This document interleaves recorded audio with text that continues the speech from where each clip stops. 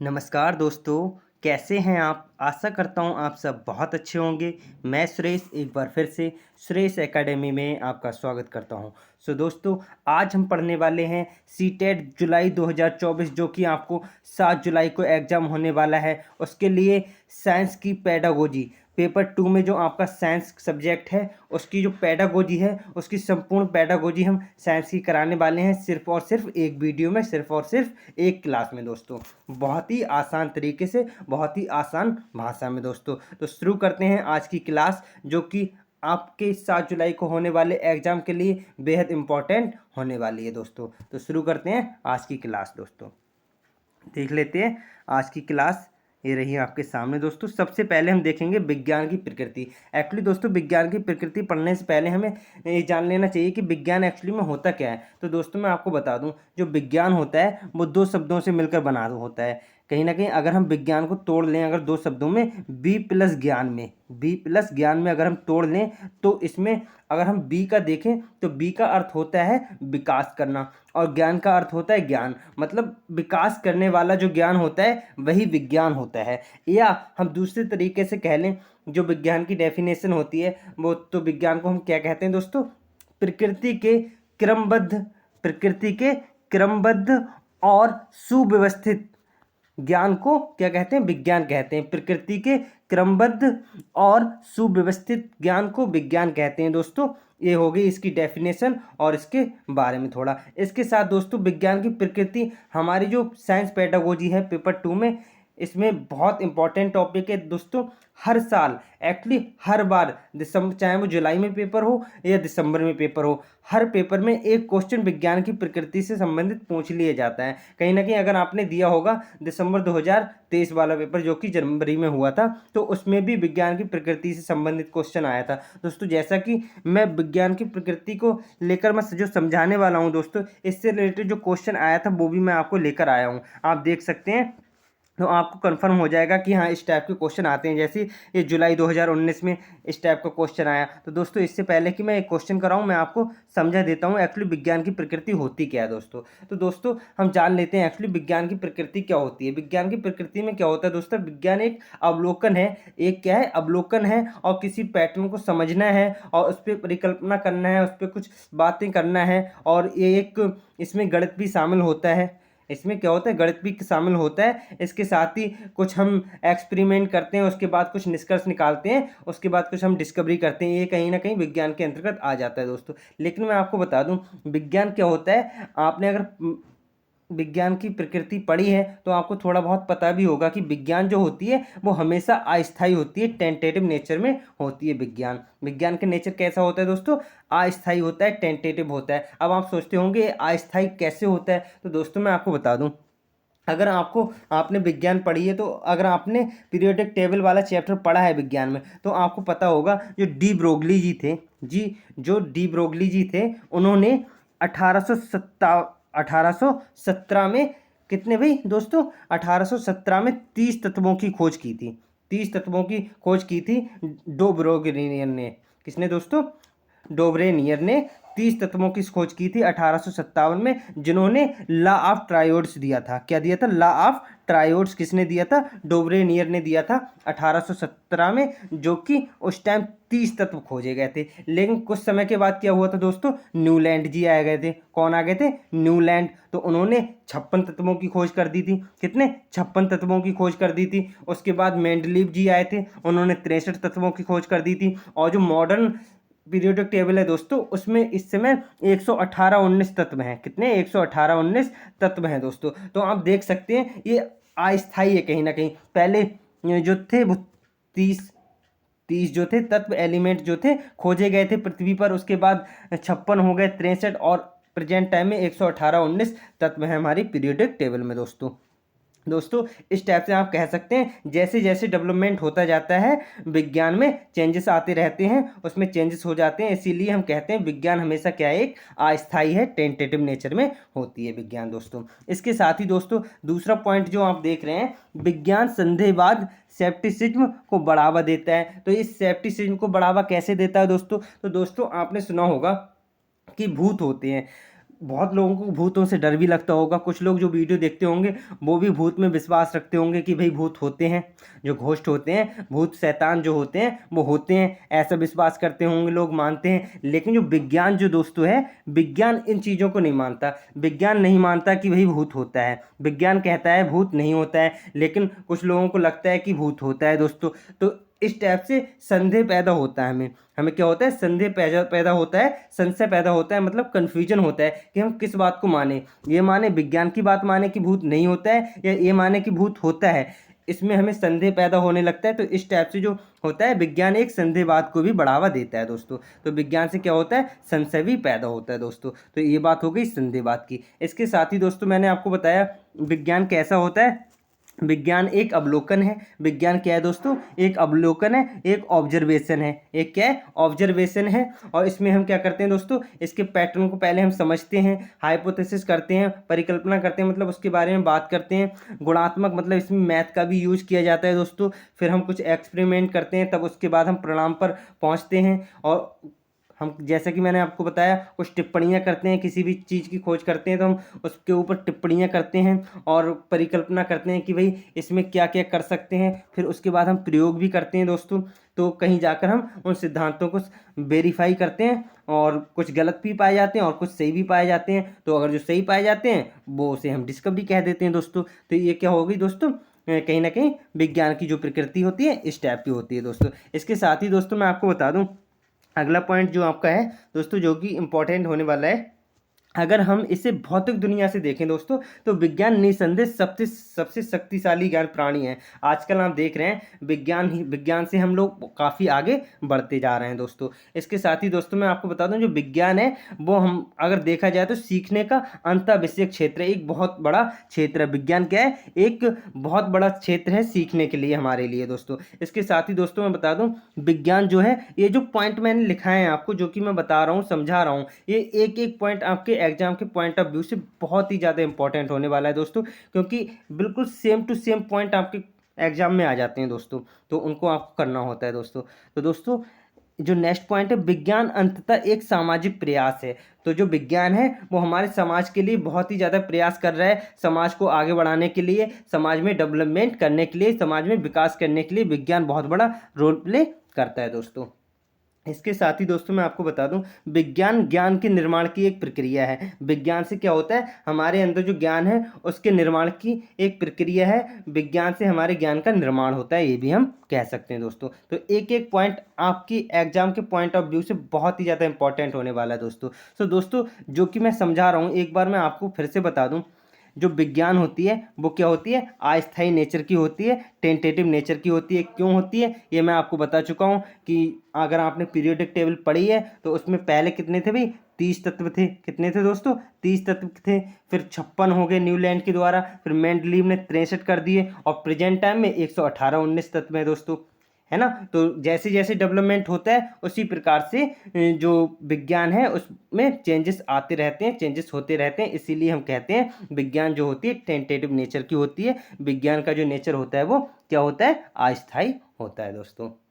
इसके साथ ही मैंने आपको बताया था विज्ञान क्या है? संदेहवाद को बढ़ावा देता है। विज्ञान किसको बढ़ावा देता है दोस्तों? संशयवाद को बढ़ावा देता है, अर्थात स्केप्टिसिज्म को बढ़ावा देता है। कैसे देता है दोस्तों? जैसा कि मैंने आपको बताया, हम लोग, जो कि आप लोग वीडियो देखते होंगे तो कुछ लोग मानते होंगे कि भूत होता है, और कुछ लोग ऐसे भी होंगे कि मानते हैं कि भूत नहीं होता है, भूत शैतान नाम की कोई चीज़ नहीं होती है, ऐसा भी मानते होंगे। लेकिन विज्ञान क्या कहता है? विज्ञान साफ साफ कहता है कि भाई भूत प्रेत नहीं होते हैं, भूत शैतान नहीं होते हैं। तो इससे हमें संदेह पैदा होता है। तो ये बात होगी विज्ञान की प्रकृति की दोस्तों।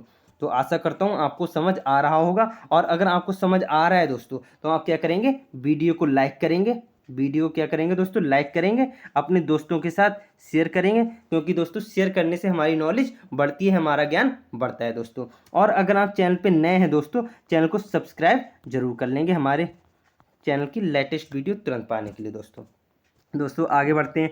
अब जैसा कि दोस्तों मैंने आपको ये सब पढ़ाया था विज्ञान की प्रकृति, तो इससे रिलेटेड एक क्वेश्चन देख लेते हैं जो कि आपकी जुलाई 2019 में सीटेट के एग्जाम में आया था दोस्तों, वो देख लेते हैं।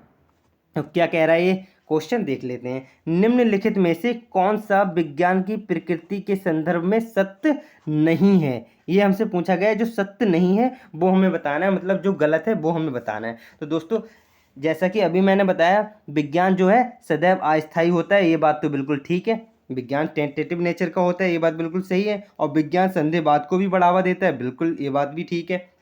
विज्ञान ज्ञान के निर्माण की एक प्रक्रिया है, बिल्कुल ये बात भी बिल्कुल ठीक है, क्योंकि अभी मैंने बताया था विज्ञान से हमारे ज्ञान का निर्माण होता है, तो एक प्रोसेस है। विज्ञान से ज्ञान के निर्माण का एक प्रोसेस है दोस्तों। और विज्ञान प्रकृति में अस्थिर है, ये बात कहना बिल्कुल गलत हो जाएगा। अस्थिर तो है ही नहीं, जैसा कि मैंने आपको पीरियोडिक टेबल का एग्जाम्पल दिया था दोस्तों। ऐसे ही एटॉमिक मॉडल के ऊपर अगर आप एग्जाम्पल लेना चाहें तो ले सकते हैं। तो इस प्रकार से स्थिर नहीं है दोस्तों। जैसे जैसे डेवलपमेंट होता जाता है, चेंजेस होते रहते हैं दोस्तों। तो स्थिर एक्चुअली इसमें स्थिर होगा, इसमें अस्थिर नहीं होगा। इसमें जो ऑप्शन है वो स्थिर होगा, क्योंकि अस्थिर तो कह सकते हैं दोस्तों, स्थिर नहीं है दोस्तों। तो विज्ञान की प्रकृति जो होती है वो स्थिर नहीं होती है। तो इसमें जो ऑप्शन होगा विज्ञान की प्रकृति में स्थिर है, तो स्थिर नहीं होगी दोस्तों। ठीक है, तो ये हमारा राइट आंसर हो जाएगा। ऑप्शन नंबर डी क्या हो जाएगा? बिल्कुल राइट आंसर हो जाएगा। अब हम आगे बढ़ेंगे नेक्स्ट हमारा जो टॉपिक है, नेक्स्ट हमारा पॉइंट जो ये भी बहुत ही ज़्यादा इंपॉर्टेंट होने वाला है दोस्तों। अब दोस्तों जैसा कि आपको पता है, हम पेपर 2 अर्थात उच्च प्राथमिक स्तर के लिए पेडागोजी करा रहे हैं साइंस की। तो इसलिए उच्च प्राथमिक स्तर पर जो विज्ञान पढ़ने का उद्देश्य होता है वही हम पढ़ने वाले हैं दोस्तों। तो उच्च प्राथमिक स्तर पर जो विज्ञान पढ़ाने के लिए जो उद्देश्य होते हैं वो क्या हो सकते हैं, वो देख लेते हैं हम। ठीक है दोस्तों, तो इसमें क्या होता है, इस स्तर पर विज्ञान शिक्षा को विज्ञान और प्रौद्योगिकी के तत्वों में विभाजित किया जाना चाहिए। इस स्तर पर क्या किया जाना चाहिए दोस्तों? जो विज्ञान की शिक्षा है वो विज्ञान और टेक्नोलॉजी, साइंस एंड टेक्नोलॉजी के तत्वों में विभाजित करके पढ़ाना चाहिए दोस्तों। इसके साथ ही दोस्तों ईमानदारी, सहयोग जैसे मूल्यों को भी बढ़ावा देना चाहिए।